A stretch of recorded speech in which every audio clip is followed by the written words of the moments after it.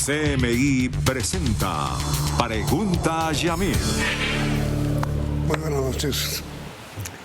Felipe Torres, alias Felipe Torres, porque realmente se llama Carlos Velandia. Fue dirigente y miembro durante 35 años del ELN. Hoy es un hombre de paz y es un hombre que promueve la paz. Es nuestro invitado de esta noche por dos razones. La primera, porque hoy se firmó un acuerdo de prórroga del cese al fuego bilateral, nacional y temporal entre el gobierno representado en Vera Grave y el ELN representado en Pablo Beltrán.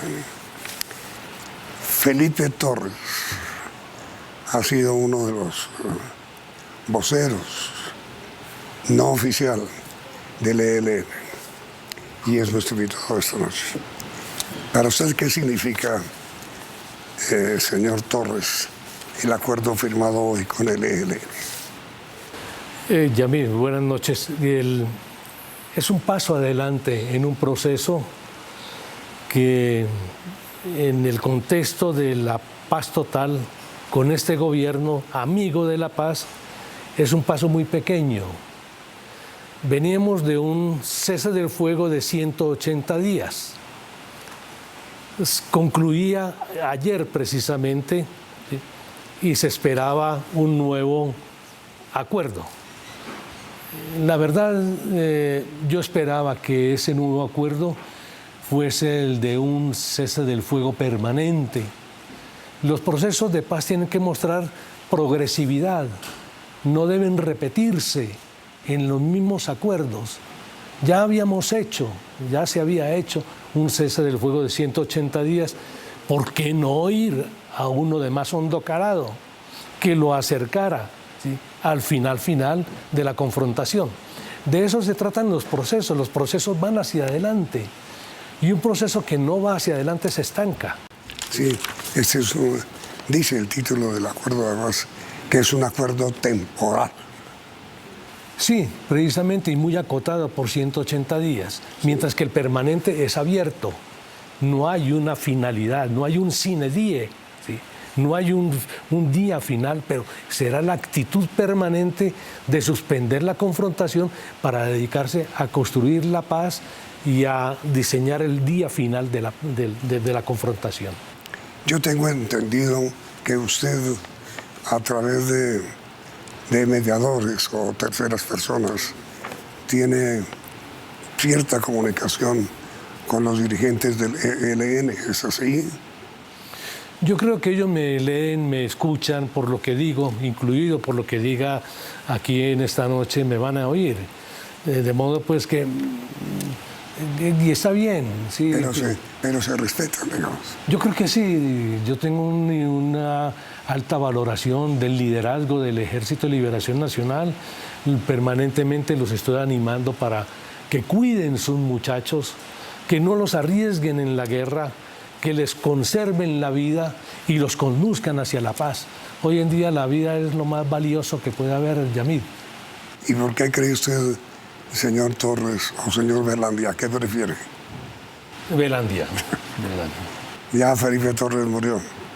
Sí, ha quedado en el pasado, fue parte de mi historia, pero ha quedado en el pasado. Sí. Historia triste, ¿no? 35 años perdidos.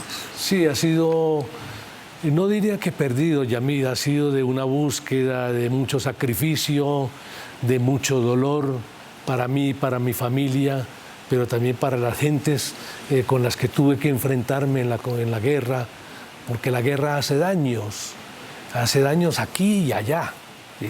La guerra no es, de la guerra hay que escapar a la mayor rapidez, Yamil. Definitivamente no hay guerra que tenga realmente al final paz posible, ¿no? Al final se obtiene la paz que es posible pactar entre las dos partes, no la paz que se desea. Sí. La paz, esa ilusión, esa Sí, paz sí, sí. bonita, esa no existe, Yamid. La paz es una construcción humana, imperfecta por naturaleza. ¿Y por qué adoptó usted el nombre de Felipe Torres? Yo conocí a Felipe,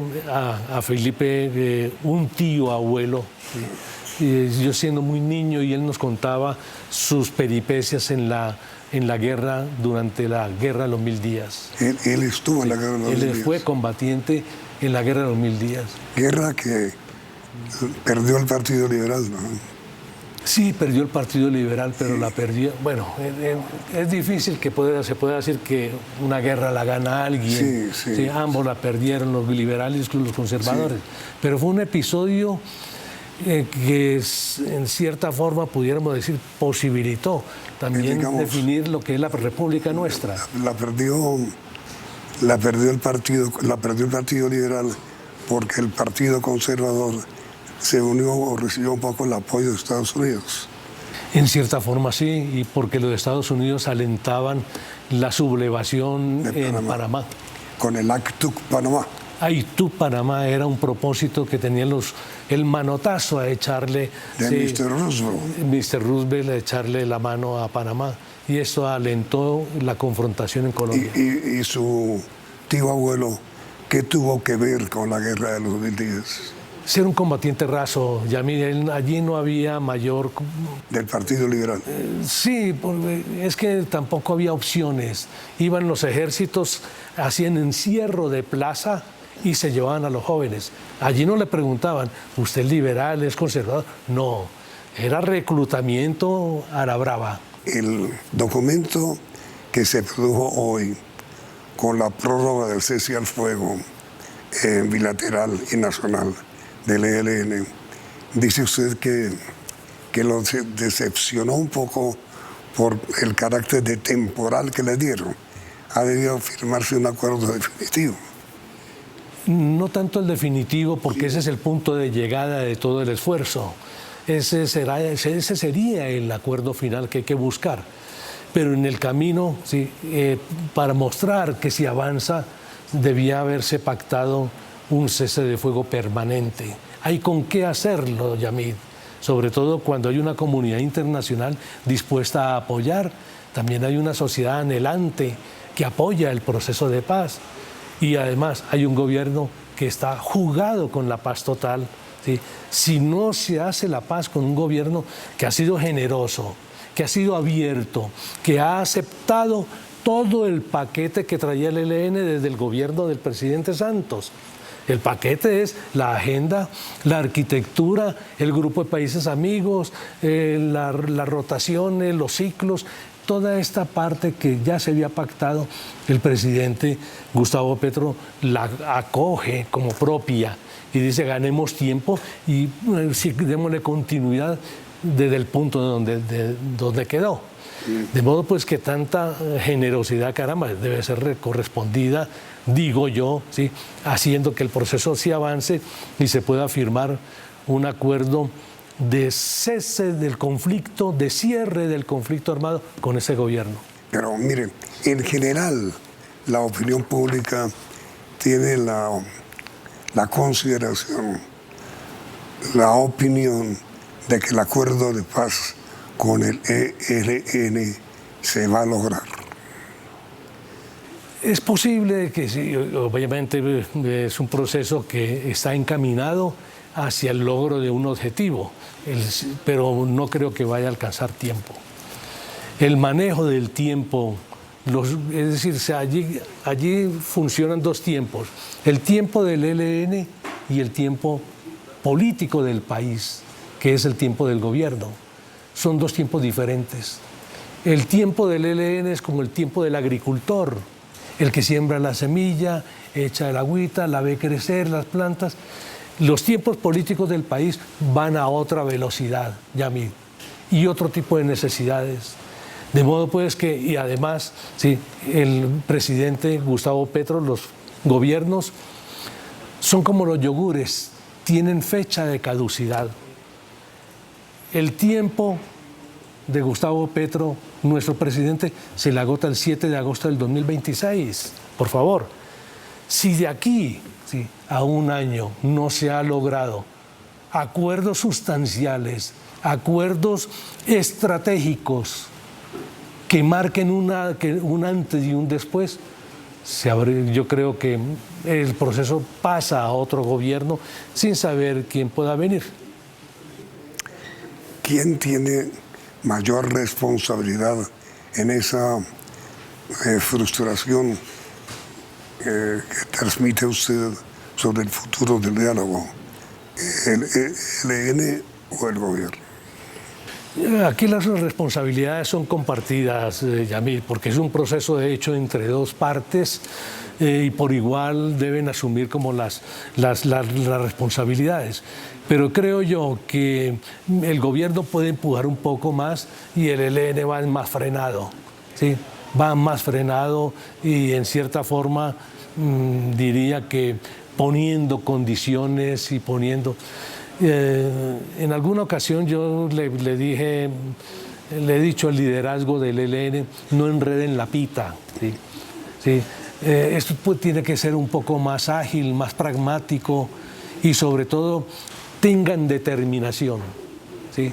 El país los espera, el país los acoge y el país sentirá respeto a ustedes, por ustedes, no porque lo que hagan en la guerra, sino por lo que hagan en la paz.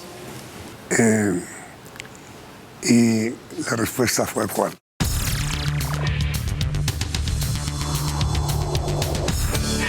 Y la respuesta que usted recibió de parte de los dirigentes del ELN fue ¿cuál, señor Finlandia o señor Felipe Torres? Todavía la estoy esperando. No, sí. ¿no han respondido? Sí, todavía la estoy esperando y desearía, ¿sí?, escuchar algo así como hacemos el mejor de los esfuerzos por alcanzar la paz. ¿Sí? Queremos escapar de una guerra, ¿sí?, en la cual hemos estado atrapados durante muchos años. Hay una frase que me gusta mucho y que la pronunció un dirigente guerrillero que se llama Joaquín Villalobos, que fue comandante del Frente Farabundo Martí para la Liberación Nacional. A él en una ocasión le preguntaron, señor Villalobos, ¿qué cree usted que se va a alcanzar con los acuerdos de paz que se han firmado? Y ¿sí cree usted que va a llegar la paz? La respuesta que él le dio y dijo, miren, nosotros cuando firmamos ese acuerdo no esperábamos llegar al cielo, esperábamos escapar del infierno. Yo creo que ese es un poco, Yamid, ese es el tipo de respuesta que uno quisiera escuchar, que dejamos atrás, ¿sí?, una mala época de muerte, de desgarraduras, de sociedades, de familias destruidas y nos lanzamos a un nuevo periodo, a una nueva era de construcción humana, de construcción en economía, de construcción de cultura ciudadana, de cosas buenas para el país, ¿sí?, y que se pueden hacer con cualquier gobierno, ¿sí?, liberal, conservador, de cambio radical, de Colombia humana, en fin, del que sea, pero sin el acicate de la guerra. Y la guerra es un freno para todo, Yamil. Pero, señor Velante, en una unión de parejas, cuando hay una discusión o una disputa, un desacuerdo, pues hay que hablar. ¿El diálogo está interrumpido? No, hay un diálogo y es muy fluido, pero creo yo que es un diálogo que está muy, en primer lugar, institucionalizado. Se han creado unas formas, unas maneras de dialogar y eso está bien, pero al mismo tiempo... ¿Qué es lo que está haciendo Vera Grave? Está haciendo Vera y está haciendo la delegación, pero es los pasos son muy pequeños y las necesidades son muy grandes. Pequeños y lentos. Y muy lentos.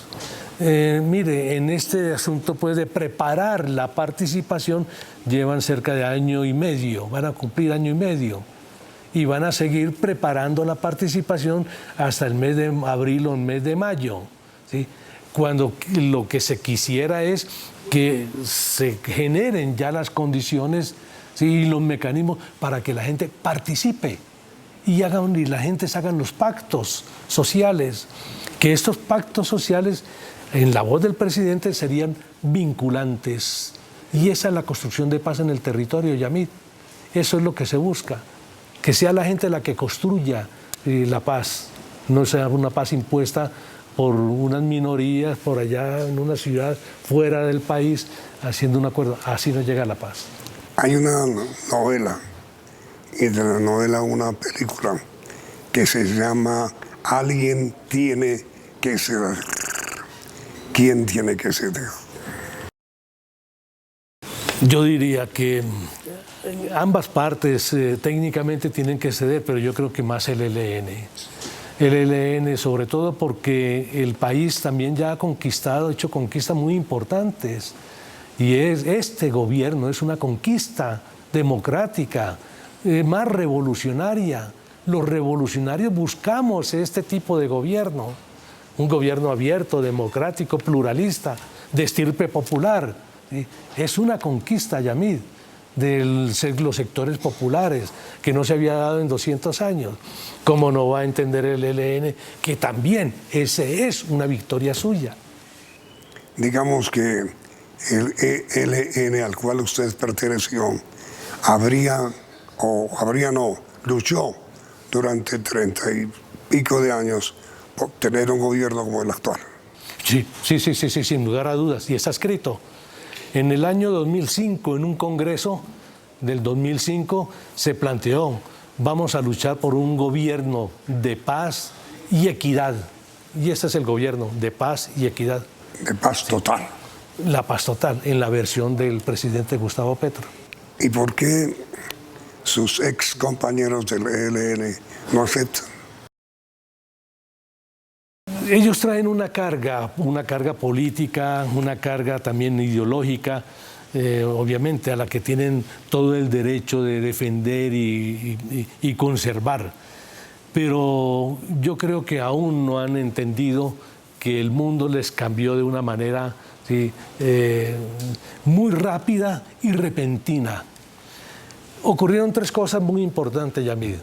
Una, desapareció un aliado estratégico que era las FARC. Ya no existe las FARC. El ejército guerrillero más portentoso del continente en toda su historia, ¿sí?, desapareció producto de un acuerdo político y una transformación en un partido político. Ya no existe FARC. Eso es una realidad. Se quedó el ELN solo. Y el ELN solo no gana una guerra en ese país. Sí, no la gana. Sí. En segundo lugar, sí, ganó las elecciones el presidente Gustavo Petro. Un gobierno de estirpe popular, acunado en las izquierdas, con un discurso progresista y con un programa progresista en el que aborda la paz como su más grande tesoro. ¿Sí? Y en tercer lugar, sí, una sociedad empoderada que dice no más a la guerra. Esto le ha costado un poco al ELN entenderlo. ¿Sí? Creo yo que ya lo está entendiendo, pero hay que generarle una presión positiva. ¿Qué es presión positiva? Es presión no violenta, es hacerle ver con argumentos. Si los amigos, ¿sí?, de la paz nos movemos en esa dirección, le decimos, no, por ahí no es. Mire, Yamid, el ELN ha tomado la determinación de al menos de suspender temporalmente la práctica del secuestro, es por la presión positiva de los medios, ¿sí?, de la sociedad colombiana, de la comunidad internacional, del mismo gobierno que le dice, no más, se acabó, el asunto del secuestro no va más. ¿Sí? Y esto lo lleva a que el ELN recapacite y tome en consideración este tipo de presiones. Y mire, señor Velandia, ¿usted por qué dice eso? ¿Por qué hace eso que está haciendo? Yamid, porque a mí se me está yendo la vida. Soy bastante mayor, luché toda mi vida por grandes cambios a través de la guerra. Comprendí un momento en que comprendí que por la vía de la guerra no lograríamos los cambios. que sí los podríamos lograr por la vía de la paz y la transformación democrática, y estoy trabajando por eso. El país que yo ayudé a incendiar alguna vez, ¿sí?, tengo la obligación moral y mi deber como ciudadano ayudarlo a pagar. Por eso es, Yamil, que con mucho ahínco me muevo por la paz y trabajo por ella. ¿Y qué hacer, señor Velandia, para que sus ex compañeros de combate lo escuchen? Ellos me escuchan. Yo creo que hay que multiplicar la voz. Hay que hacerle ver al ELN que la hora llegó. ¿Para qué retrasarla?